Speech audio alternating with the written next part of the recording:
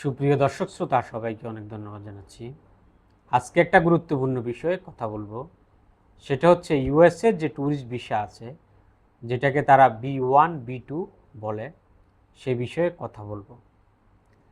Trump প্রশাসন আসার আগে আমরা জানি যে ইউএসএ বাংলাদেশিদের জন্য 5 বছরের মাল্টিপল ভিসা ইস্যু করত এবং প্রত্যেকবার 6 মাস পর্যন্ত ইউএসএতে স্টে করতে পারত, দেন আবার বাংলাদেশে এসে তারা ইউএসএতে যেতে পারত।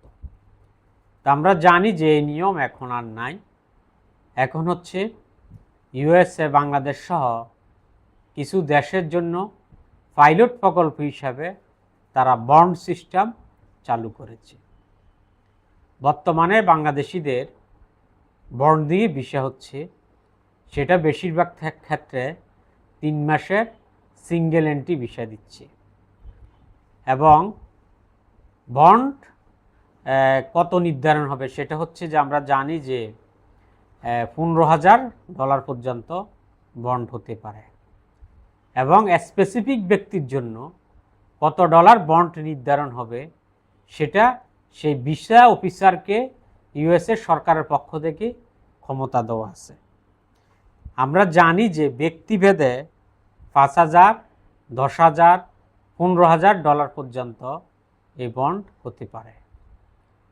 ভিসা অফিসার ওই ভ্রমণকারী যারা ইউএসএ ভ্রমণ করতে চায় তাদের ভিসা কনফার্ম হওয়ার পরে তারা এই বন্ড ইস্যু করে, এবং ইউএসএর আইন অমান্য না করে ভ্রমণ করে যখন সে বাংলাদেশে ব্যাক করবে তখন সে আবার বন্ড ফেরত পাবে এবং বন্ড ফেরতের আবেদন করতে পারবে।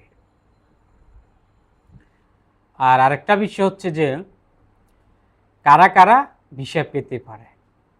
আমরা জানি যে ইউএসএর ভিসা হচ্ছে যে ডকুমেন্ট বেসিস না, এটা হচ্ছে ইন্টারভিউ বেসিস। এবং ইন্টারভিউ দেওয়ার সময় ভিসা অফিসার যদি আপনার কথায়, আপনার সাক্ষাৎকারে সে যদি স্যাটিসফাইড হয় তাহলে সে আপনার ভিসা ইস্যু করবে। তারপরও বেসিক কিছু ক্রাইটেরিয়া আপনাকে মেনটেন করতে হবে। এখন আপনি যদি একবারে সাদা পাসপোর্টে ওখানে যদি চলে যান তাহলে তো আপনার ভিসা হবে না। কথার কথা, আপনি একটা ফার্স্ট ওয়ার্ল্ডের একটা দেশে সাদা পাসপোর্টে আপনি চলে যাচ্ছেন। হ্যাঁ, সাদা পাসপোর্টে তাদেরই সম্ভাবনা আছে যাদের এজ একটু বেশি, যারা 50 আপ বয়স বা 50 বয়স তাদের, বা যাদের ছেলে সন্তান ওখানে থাকে, বা ব্লাড রিলেটিভ যারা যদি কেউ থাকে, ভাই বোন ছেলে সন্তান, তাদের সাদা পাসপোর্টে ভিসা হওয়ার সম্ভাবনা আছে।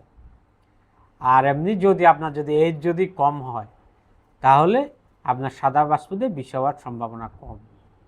আপনার মিনিমাম আপনার যদি 4-5টা দেশ বা আরও বেশি দেশ যদি আপনার ভ্রমণ করা থাকে, বা ভিসা অফিসার যদি আপনার সাথে কথা বলে সে যদি স্যাটিসফাইড হয়, then he will issue your visa. আর এটা হচ্ছে যেটাই বললাম যে ইন্টারভিউ বেসিস একটা ভিসা। এবং আমরা জানি যে যুক্তরাষ্ট্র সরকার বাংলাদেশ সহ মানে কিছু দেশের উপরে যে বন্ড চালু করেছে পাইলট প্রকল্প হিসাবে, এটা এখনও চলমান আছে। এখন এটা আসলে কখন যে এটা শেষ হয় এটা এখনও বলা যাচ্ছে না। এটা চলমানও থাকতে পারে, বা তারা এটা যে কোনো সময় ঘোষণা দিয়ে বন্ধ করতে পারে। এটা একবারে একান্তই তাদের সরকারের বিষয়। তো দর্শক, আমরা যদি যে আমেরিকা সহ বিভিন্ন দেশে বাংলাদেশি যারা পর্যটক আছে তারা যদি ওই দেশে গিয়ে ওই দেশের নিয়ম কানুন যদি মেনে চলে, একটা গুড রেপুটেশন যদি তৈরি হয়, তাহলে এটা আসলে চলে যাবে। তো আমরা আশা করি যে আমরা সবাই যেখানে যাব যে আমরা লিগ্যালভাবে থাকব, কোনো দেশের আইন অমান্য করব না। যদি সেটা আমরা করতে পারি তাহলে বাংলাদেশের জন্য এসব নিয়ম আর থাকবে না। আমাদের পাশের দেশ ইন্ডিয়ার জন্য কিন্তু বন্ড নাই, এটা একটা বিষয়। এরকম এটা একটা এক্সাম্পল দিলাম। এরকম ফার্স্ট ওয়ার্ল্ডের অনেক দেশ কিন্তু ইউরোপের অনেক দেশ কিন্তু অনারেবল ভিসা পায়। তো দর্শক সবাইকে অনেক ধন্যবাদ। আসসালামু আলাইকুম।